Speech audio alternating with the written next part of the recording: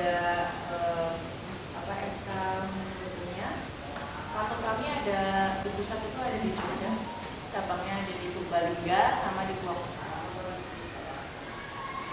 Yayasan Tabung Jatim ini apa sih?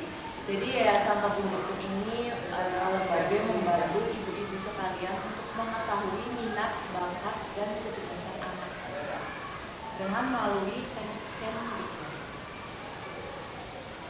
Waktu ibu hamil 9 bulan, sidik jari mulai muncul kecil, perlahan waktu melahirkan. Umur 1 sampai 2 tahun, sidik jari sudah mulai terbentuk dan sembuh. Biasanya sidik jari ini biasa digunakan di KTP, SIM, atau bahkan HP ya, sandi HP. Biasanya kalau dipakai buat orang lain, pasti nggak terdeteksi, karena bukan sidik jari kita. Nah, ternyata sidik jari ini bisa digunakan untuk pendidikan juga, Bu. Yang pertama, menghindari investasi terbuang akibat tidak mengetahui potensi yang menonjol pada anak. Kita ini nggak tahu, Bu, potensi anak kita ini apa sih potensi anak ibu? Misalkan gini, ibu punya 2 anak nih ya.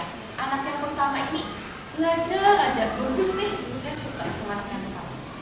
Tapi anak yang kedua ini loh Bu, kesana kemari nggak kayak kakaknya, nggak mau, saya sebel. Gimana ya Bu? Pengen semuanya anak itu kayak anak yang pertama. Yang kedua, menemukan bukti diri, panggilan jiwa sehingga tidak salah dalam memilih pendidikan, jurusan dan profesi ke depannya. Karena ibu tadi punya 2 anak tadi ya. Karena saya pengen anak kedua saya kayak anak yang pertama, saya masukin sama-sama jurusan biar kayak anak yang pertama. Itu dan selamanya yang sama. Karena semua anak beda-beda. Di TK ini karakter anak itu mulai muncul, yang dimana ibu bisa mengarahkan jika ibu sudah mengetahuinya. Terus yang ketiga, mudah mempersiapkan profesi sejak dini dan membuat hasil dengan cara yang disukai.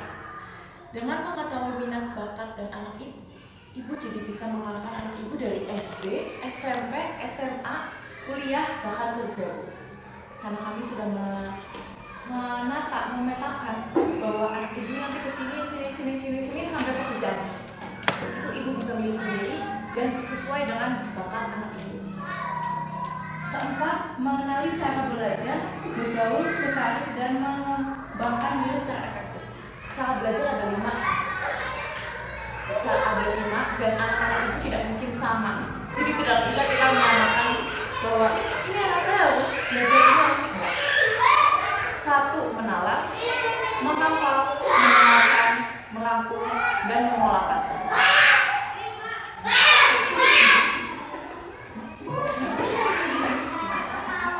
Misal gini ya, anak yang belajarnya menalar, diomongin kayak gini sama bu guru pasti udah paham. Ibunya sok tahu, ayo pulang, kita pulang lagi. Pasti anak-anak, pasti ibu, saya sudah paham, kenapa harus diulang-ulang lagi? Berbeda dengan yang menghafal, justru malah itu harus, karena yang menghafal diomongan seperti ini dia nggak akan paham, tapi berapa persen?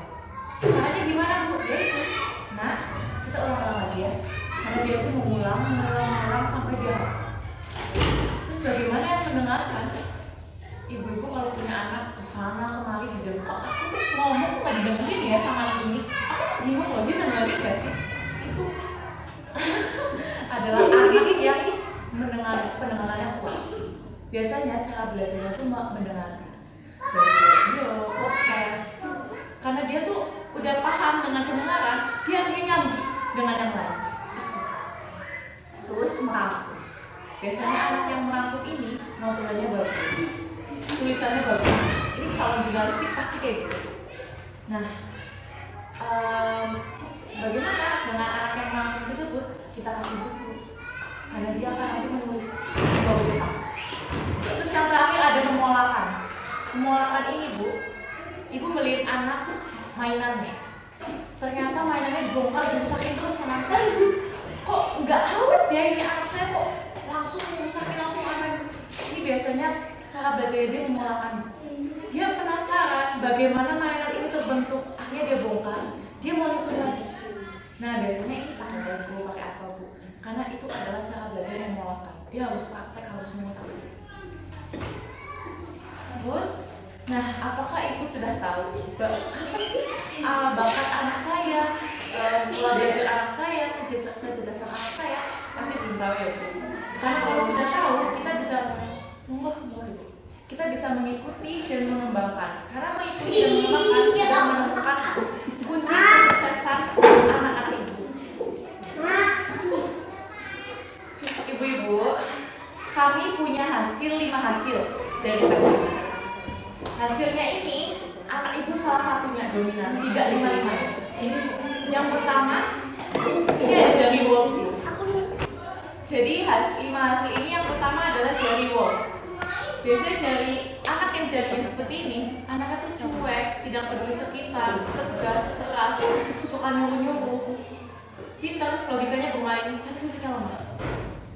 Biasanya dia ini suka nyakitin perasaan orang tuanya karena ngomongnya ceplos-ceplos, to the point banget. Jari yang seperti ini cocok sekali untuk kerja di belakang layar. Pemrograman, dokter boleh sekali, karena logikanya main, dia MTK-nya kuat, bagus. Ini ya Bu, misalnya gini, ada anak jari kayak gini ya, ibu nyuruh tutup pintu, nak tutup pintu, ibu capek, nggak akan mau. Kenapa? Ya udah, kalau capek ya udah, itu kan ibu yang main tutup pintu, kenapa harus nyuruh saya? Tapi kalau kita kasih dengan logika, tutup pintu ya nak, mau ada orang masuk atau maling masuk, dia akan mau. Karena secara logika, oh iya, ini tutup pintu karena biar nggak ada orang yang masuk. Berbeda dengan jari yang kedua loh, ini fisiknya kuat tuh. Jari atlet, jari polisi ini. Kalau ibu mau anaknya masuk polisi, harus mempunyai jari ini di atas 50%. Dibawa ke sana kemari nggak akan capek. Ini anak ya Bu, maunya diperhatiin. Kalau permintaan nggak diturutin ngambek, kalau dimarahin di depan umum ngambekan banget. Harus dikasih sayang, harus dilindungi. Karena anaknya ini itu kemudiannya ya ampun ya. Yang ketiga ada dua. Ngomong terus anaknya, mau tidur masih aja ngomong, ini anak ya Allah ngomong aja bercanda. Ini biasanya calon MC, calon penceramah, tapi karena dia ngobrol terus, ternyata ada salah satu hal yang bikin dia terhening. Dia nggak tegaan malahan orangnya. Jadi anak yang jarinya ada ini cocok sekali mau jadi perawat. Jiwa sosialnya itu bersosialisasi sangat bagus. Yang keempat, ini jari termasuk angka Bu, picok air. Jari ini ada keberuntungannya. Pokoknya kalau ada anak ibu jarinya ada satu aja, keberuntungan akan terus mengikuti anak. Tapi keberuntungan pasti ada minusnya ya. Minusnya apa sih? Itu loh tetangga saya, anaknya sebulan berhenti, di PT ini berhenti, di Bank Mandiri berhenti. Kok kayak nggak betah ya? Karena nggak bisa kerja sama anak ini tidak akan bisa kerja sama anak apa sama anak, harus kerja sendiri. Kalau ya jadi bos. Tapi kalau menjadi bos ya, selengkekan Bu anaknya.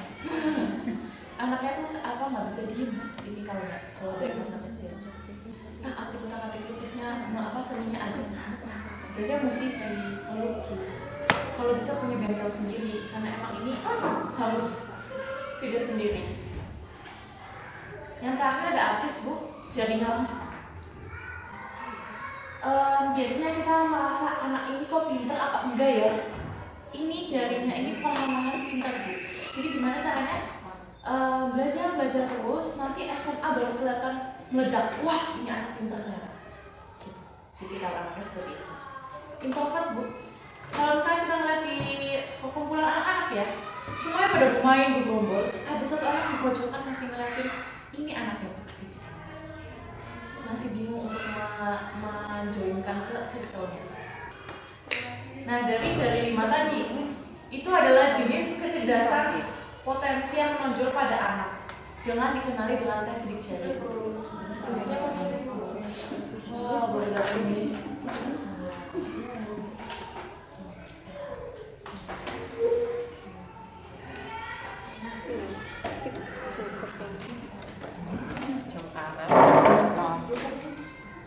Alatnya seperti ini ya Bu, kita 10 jari, kita kirim ke laboratorium 3-7 hari.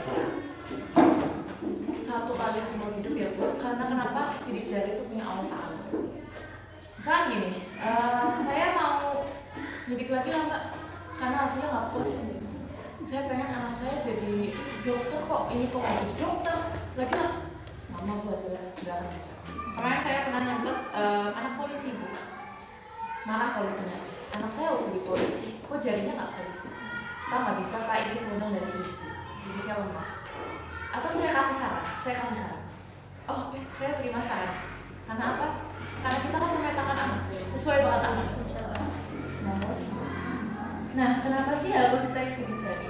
Permanen itu, seperti yang bilang tadi, tidak bakal hilang. Kalau aku bilang, kebetulan saya bilang ini karena kena cabai ya, itu akan balik, akan membuat lagi, tapi sama, tidak berbeda polanya. Misalnya gini, itu loh ibu itu ada keuntungannya, saya kok enggak mau lah. Gimana caranya bu? Potong jarinya, enggak bisa.